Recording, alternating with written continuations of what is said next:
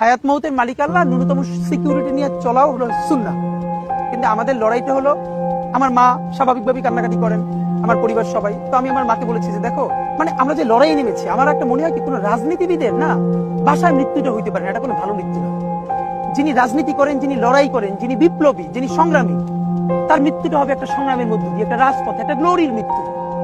আমি তো ভীষণ ভাবে প্রত্যাশা করি, আমি ছোটবেলা থেকে এই স্বপ্নটা দেখি, অনেক জায়গায় বলেছি, একটা তুমুল মিছিল হচ্ছে অন্যায়ের বিরুদ্ধে। সেই মিছিলের সামনে আমি আছি, কোনো একটা বুলেট এসে আমার বুকটা হয়তো বিদ্ধ করে দিয়েছে, এবং সেই মিছিলে আমি হাসতে হাসতে আমি শহীদ হয়ে গেছি। এবং সবাই যখন মৃত্যুটাকে ভীষণ ভয় পায়, আমি তখন হাসতে হাসতে আল্লাহর কাছে ভীষণ সন্তুষ্ট নিয়ে পৌঁছতে চাই যে আমি একটা ন্যূনতম ওই জীবনটা লিড করতে পারলাম, যে আমি একটা ইনসাফের হাসি নিয়ে আমি আমার আল্লাহর কাছে পৌঁছতে চাই। সুতরাং আগামী 50 বছর বাঁচলাম, কোন ইম্প্যাক্ট তৈরি হলো না আমার দিয়ে, দেশের জন্য, রাষ্ট্রের জন্য, উম্মার জন্য, জাতির জন্য।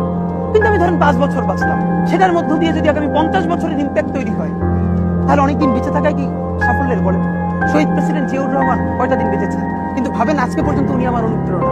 হাঁটতে হাঁটতে আমার পা ফুলে যায়, আমি আমার টিম সেদিনকে ব্যাগের মধ্যে জুতো নিয়ে তারপরে একটা শপিং মলে ঢুকছিলাম, মানে পা ফুলে গেছে, পা জুতোয় ঢুকাতে পারছিলাম না।